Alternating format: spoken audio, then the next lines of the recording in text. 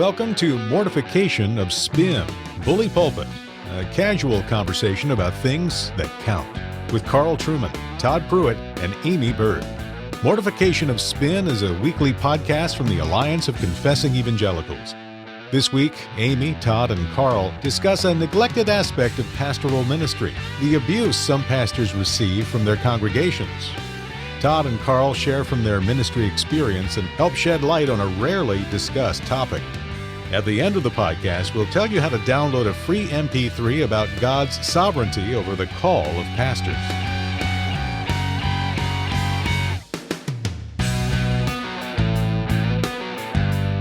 All right, so me and the guys are on a search right now, and we are trying our darndest to find what we have heard to be called a safe place. It seems to be a buzzword now in the evangelical community, and we're a little confused on what that is and where we can find one. Carl, any luck? Not really, no. I mean, safe place is one of those gibberish terms, completely ridiculous in many ways. I think it probably had decent enough origins in, say, battered women wanting to find a safe place to be, but it's since been appropriated by the sort of chatocracy of the politically correct world. And essentially, I think a safe place is somewhere I can go or be where I'm not going to have to listen to any opinion that I disagree with. I'm not going to have to put up with anybody criticizing me. So it's no wonder it's becoming very popular in kind of Reformed evangelicalism these days. Sounds like a it's magical very much place. Yeah, it's the kind of magical gibberish that the young, restless, and reformed will no doubt be heavily into, even as they cruise into middle age. It does actually raise, though, a serious question. If, having trashed the phrase, I can now use it, Todd, should churches be safe places for pastors? Yeah, that's a good question. Because statistically, from some studies that have been done, as well as just observable experience, there are a lot of churches that are not, quote, safe places for pastors. We hear a lot, and I think appropriately so, about bad pastors, about incompetent pastors. They're out there, and there's probably a lot of them. Some of them are famous. Some of them will never know their name. Some of them last in ministry for a long time. Some of them are in and out in 18 months. That said, there are a lot of bad churches out there as well. There are abusive pastors, but there are also abusive churches. There are pastors that harm their congregations, and there are churches that harm their pastors. And it's the latter that I don't think we hear much about.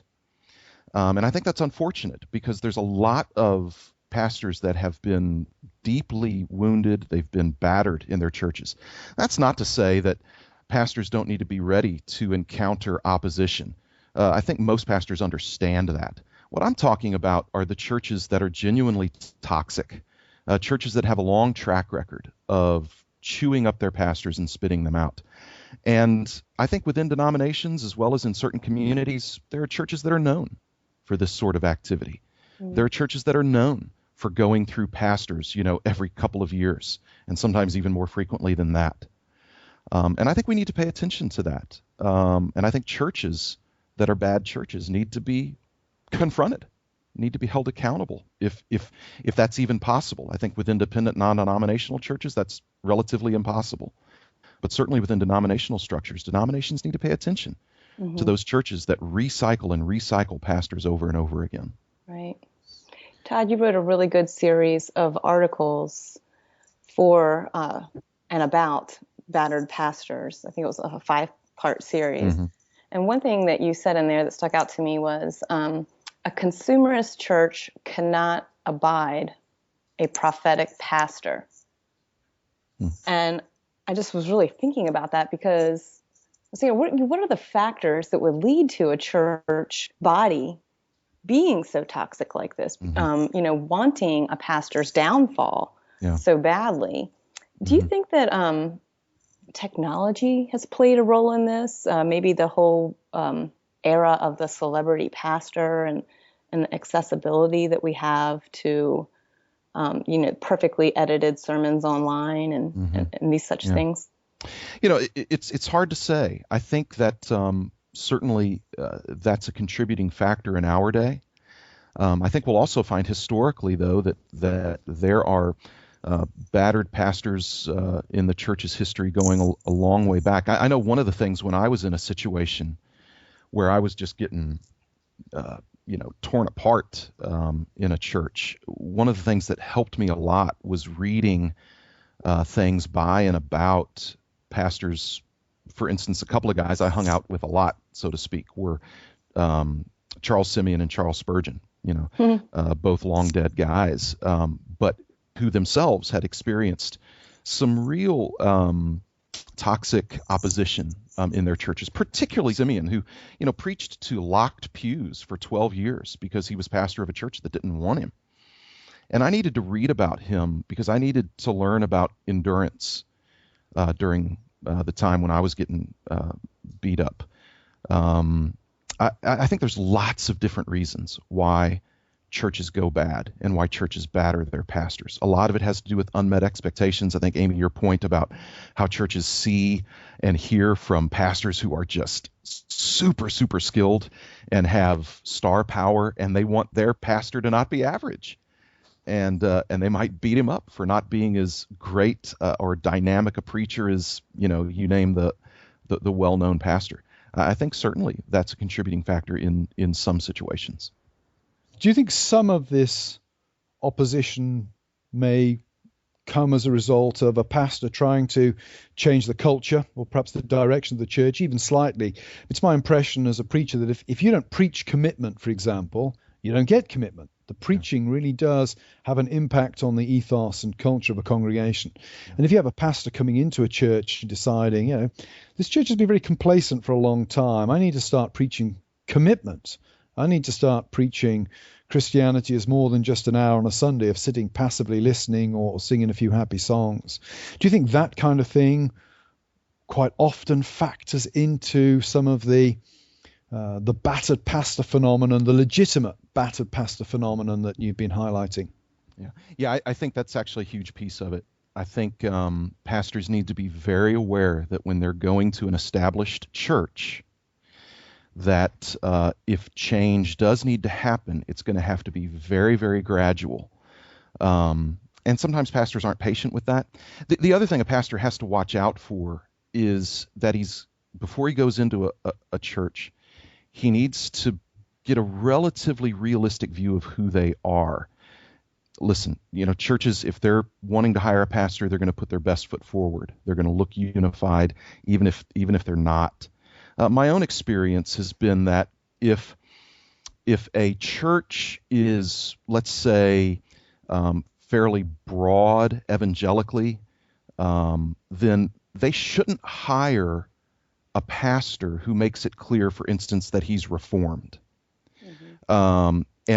And if a pastor who has a clear theological identity about himself, say that he's Reformed, he should not go into a church that's very clear that they are very broad evangelically speaking. That's just asking for trouble. Now, if a church tells this pastor, hey, look, we've got pretty wide tent pegs, but we know that that's probably not good these days. We really want to define our doctrinal boundaries. Then that church needs to be realistic about what that's going to cost them. If they hire a pastor saying he's going to really help us define who we are and really kind of help us examine our theological boundaries, then they need to be ready for some tension. They need to be ready for some conflicts that are going to come. But I think that process is really hard to go through. When you're trying to find a position in a church, when a church is trying to find a pastor, you often don't talk about those things, and you don't discover them until you get there. And it was interesting. I was looking at some statistics when I was writing those posts, and I think it was in 2007 when an 18-year study was put out by the Francis Schaeffer Institute on church leadership development. It got a lot of press. It really went the rounds when their findings were released. I believe it was 2007, because the statistics were really frightening. I mean, one of the things that they found was that about 1,300 pastors were terminated by their local church each month. Now, certainly, bad pastors are a percentage of that reality, but not every one of them. And I wouldn't want to guess or speculate as to how we could divide that up between bad pastors and bad churches. But the church in America, I think, has a crisis on its hands with firing otherwise competent men who just get on the wrong side of the wrong people. Would you think, too, that maybe in a pastoral search committee, maybe there's a couple people who do see some areas in their church where they need growth that they haven't been getting? Or maybe there is a more broadly evangelical church and a couple people on the search committee would really like to see a reformed pastor come in. And then they make that happen. And then really it sets the stage for this conflict. But then the numbers are against them when it comes to really having the pastor's back and being able to handle the storm that's just been created. Yeah, I think that's huge, and I think the reason why I so identify that is that was my experience. I was entering a situation where I was told by well-placed people in the church, including elders, that hey, listen, we're a Reformed church. I had one elder tell me at a church before I started that, look, we're basically a PCA church. We're just not a part of the denomination. So these were things I was being told because there were people in leadership in that church that really wanted a Reformed pastor. What I didn't know is that there were people that were horrified at that prospect. And I didn't know that until a few months into my tenure. And what I found is that I had stepped into a church that had some pretty deep doctrinal divisions among the leadership even. And I was completely ignorant of that fact. Some of that I'm sure was my fault, but I was being told some pretty definitive statements about the church, which turned out to not be true. And that's just a recipe for some deep conflicts. So like if you do have a problem with the pastor and you want to handle it in a correct way, how would you advise a congregant to go about doing that? It would be great if for instance, if your pastor preaches something that has you scratching your head, ask him about it. Talk to him about it. If it's substantive and you feel like you need to confront your pastor over an issue that you think is pretty serious, maybe he did something that really hurt you, you need to go to him. But perhaps it could be helpful to ask that an elder be present. If you're intimidated by this man, even if it's not really legitimate, maybe have an elder present. But what you don't do is you don't go to your Sunday school class and start saying this guy is a problem and we need to do something about him. I think this is where good books of church order and books of discipline come to account. I mean, they're very tedious documents in many ways, but if you have a set of rules and regulations laid out for handling problems, then there's a process in place. Exactly. And of course, the whole point of having a process in place is that everybody gets heard, the innocent and the guilty both have the right to a fair trial in extreme situations.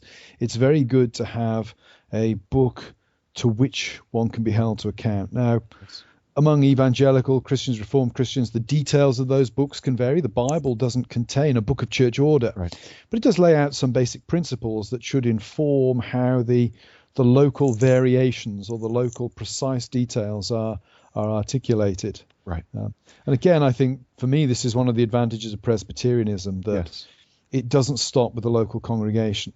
Now, no system is perfect. Presbyterianism can be taken over at every level by bad or weak people. But a congregant, if you go through a discipline case, for example, in my church, a congregant has 10 days to appeal the verdict to a higher court. So my session can't simply move to excommunicate somebody. They have the right to appeal that to a higher court, and then they have the right to appeal it to a higher court still, to the General Assembly, if they wish. And those sort of checks and balances are important for preventing churches becoming cults, or becoming centers of personality power. And we've got some, on this program, we have good friends who are Baptists and independents. And there's much I appreciate about Baptist and independent church life, but it always seems to me that you're one you've taken down a couple of defense barriers Right.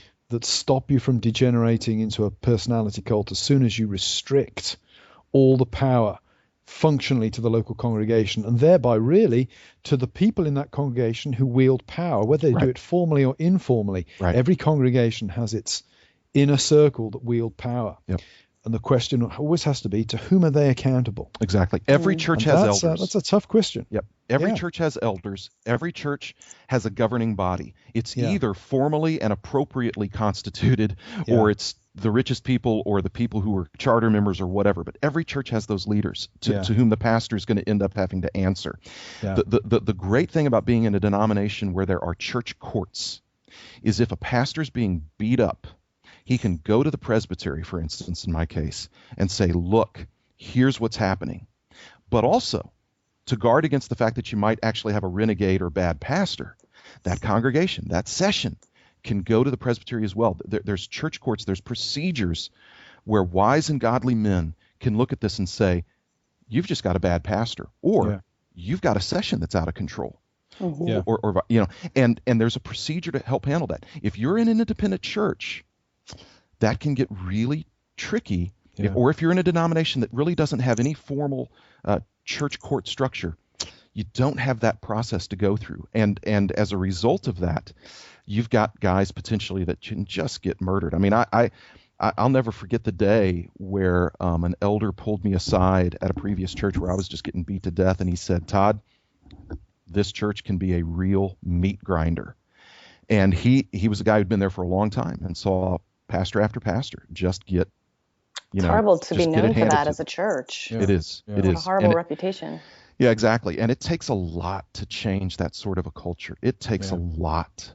Yeah. And so, we're going to continue to see this. I would recommend church sessions, particularly in independent or more congregational churches, to read a book called Battered Leaders. It's a husband and wife team that authored it, Balda and Balda. And, it's not a book that I would normally have read. They work with Fuller Seminary, which, that would have taken it out immediately for me. But, they're egalitarians. But they wrote an extremely helpful book exposing what goes on when a leader in an organization is battered. And they apply it particularly to churches.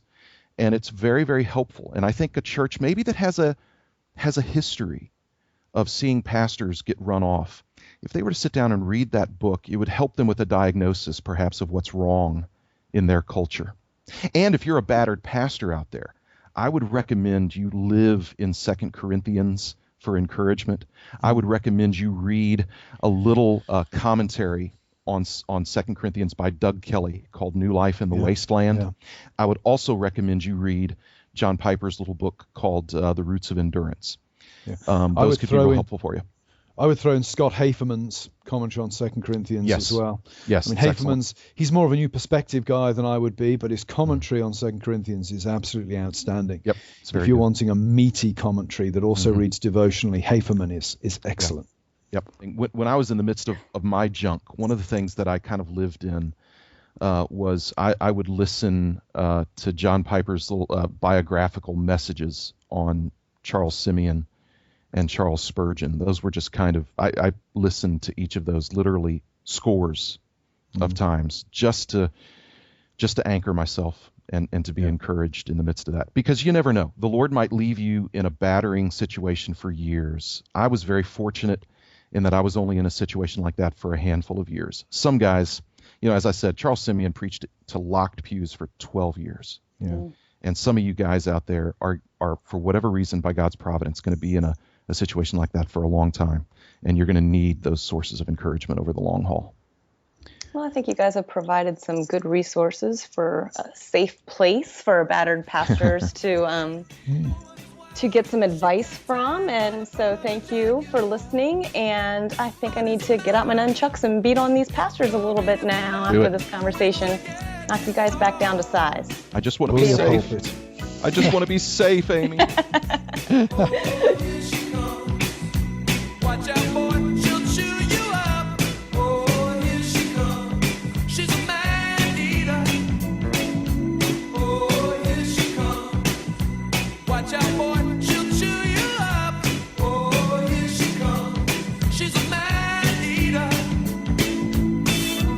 Thanks for listening to Mortification of Spin, Bully Pulpit, a podcast of the Alliance of Confessing Evangelicals. The Alliance is a coalition of pastors, scholars, and churchmen who hold the historical creeds and confessions of the Reformed faith and who proclaim biblical doctrine in order to foster a Reformed awakening in today's church. Make sure to visit our website, mortificationofspin.org, to download God's Sovereignty and the Call of the Pastor, a sermon from Eric Redmond. And tune in to Mortification of Spin next week as Carl, Todd, and Amy share their personal favorite worship songs, and they have some good ones. Sweep me away, sweep me away, sweep me away, sweep me away. King Solomon was very wise, and this is what he said. Look not upon the wine when it is red. That's all next week on The Spin. And don't forget to visit mortificationofspin.org to download your free MP3. We'll see you next week.